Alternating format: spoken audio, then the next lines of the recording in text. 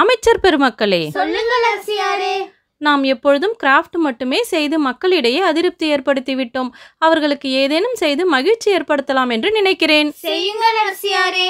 இப்பொழுது நாட்டு மக்களிடையே என்ன பிரபலமாகி வருகிறது? அரசியாரே, எல்லோர் வீட்டிலும் பார்பிகள் தான் பிரபலமாக உள்ளது.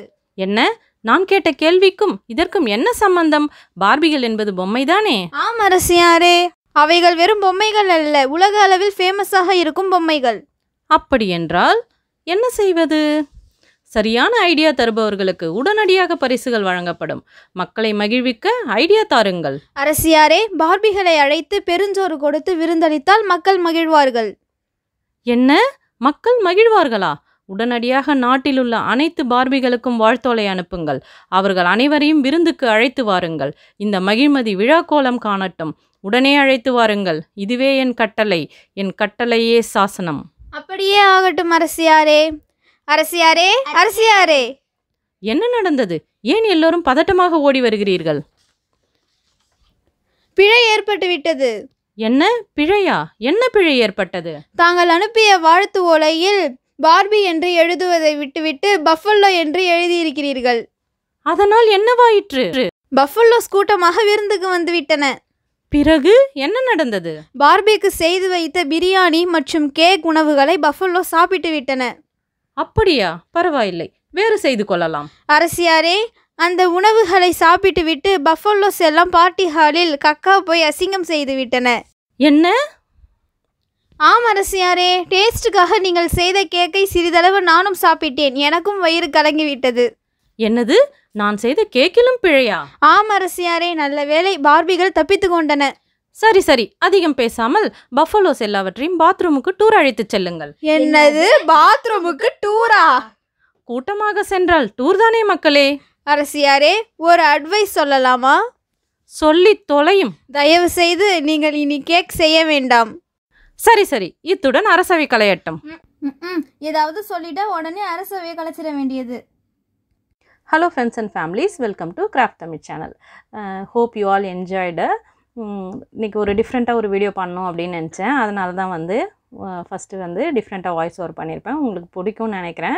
பிடிச்சிருக்கா இல்லையான்னு கமெண்ட்டில் சொல்லுங்கள். ஓகே. அப்புறம் இப்போ நான் என்ன கிராஃப்ட் பண்ணிகிட்ருக்கேன் அப்படின்னு பார்த்தீங்கன்னா, ஒரு தர்பார் ஹால் தான். தர்பார் ஹால் அப்படின்னா என்ன அப்படின்னு பார்த்தீங்கன்னா, அரசர்கள் எல்லாம் வந்து அமைச்சரவை கூட்டம் போடுவாங்க இல்லையா? கூட்டம் போட்டு முக்கியமான முடிவுகள் எல்லாம் எடுப்பாங்க. அதுக்கான ஹால் தான் இது. எல்லா பேலஸ்லேயும் வந்து இந்த ஹால் இருக்கும். இந்த தர்பார் ஹால் கண்டிப்பாக இருக்கும். முக்கியமான முடிவுகள் எடுக்கிறதுக்கு அமைச்சர்கள் எல்லாம் கூடுற இடம், பொதுவான இடம். ஓகேவா? தர்பார் நடத்துறதுன்னு சொல்லுவாங்க இல்லையா? அதுதான். ஒரு டிஃப்ரெண்ட்டாக ஏதாவது கிராஃப்ட் பண்ணணும்னு நினச்சேன். அதனால் இப்படி பண்ணியிருக்கேன்.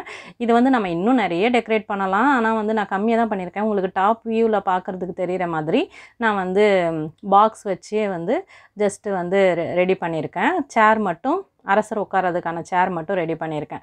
அமைச்சர்களுக்கான சேர்லாம் போட்டதுக்கான இடம் இல்லை. ஓகே.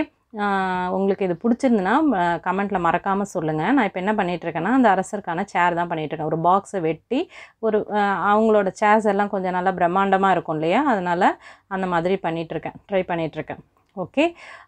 இது உங்களுக்கு பிடிச்சிருக்கா என்னன்னு, இந்த மாதிரி டிஃப்ரெண்ட்டாக யோசிக்கிறதெல்லாம் உங்களுக்கு பிடிச்சிருக்கான்னு நீங்கள் வந்து கமெண்ட்டில் கண்டிப்பாக சொல்லுங்கள். ஏன்னா வந்து நான் ஒரே மாதிரி கிராஃப்ட் இருக்கக்கூடாதுன்றதுக்காக டிஃப்ரெண்ட்டாக யோசித்து தான் கிராஃப்ட் பண்ணிகிட்ருக்கேன். ஓகே.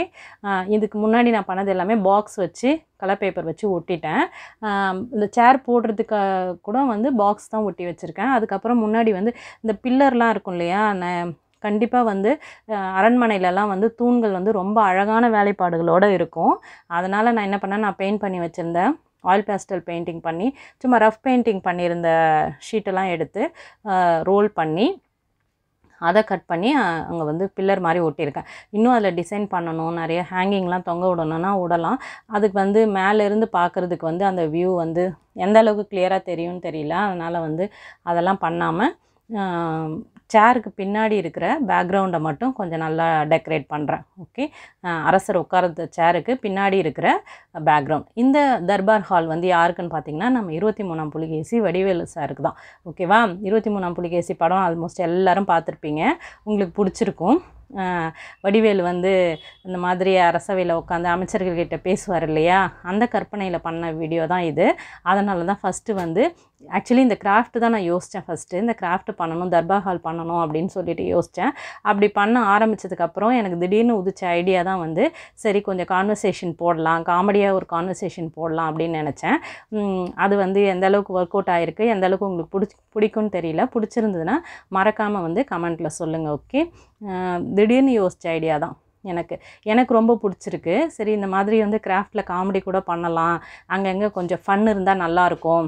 எப்பயுமே கிராஃப்ட் மட்டுமே போட்டுட்ருக்கோம் இல்லையா, சில ஃபன் இருந்தாலும் நல்லாயிருக்கும் அப்படின்னு யோசித்தேன். அதனால தான் பண்ணியிருக்கேன். உங்களுக்கு வந்து இந்த மாதிரி ஃபன்னெல்லாம் பண்ணால் இன்ட்ரெஸ்டிங்காக இருக்கா இல்லையான்னு கமெண்ட்டில் சொல்லுங்கள். ஓகே ஃப்ரெண்ட்ஸ், நிறைய நியூ கமர்ஸ் வந்திருக்கீங்க. இப்போது நிறைய பேர் கிவ் அவே பற்றி கேட்டுகிட்டே இருக்கீங்க. எனக்கும் கிவ் அவே போட ஆசையாக தான் இருக்குது. ஆனால் வந்து நான் எதிர்பார்த்த அளவுக்கு இன்னும் சப்ஸ்கிரிப்ஷன்ஸ் வரல. அதை தான் நான் எதிர்பார்த்துட்ருக்கேன். ஃபஸ்ட்டு கிவ் அவே போடும்போதே வந்து சப்ஸ்கிரிப்ஷன் எதிர்பார்த்தேன், ரொம்ப வரல. ஸோ இப்போ நிறைய பார்ட்டிசிபெண்ட்ஸ் வந்துட்டால், நிறைய சப்ஸ்கிரிப்ஷன் வந்தால் கண்டிப்பாக கிவ் அவே போட்டுருவோம். Okay friends, thank you so much.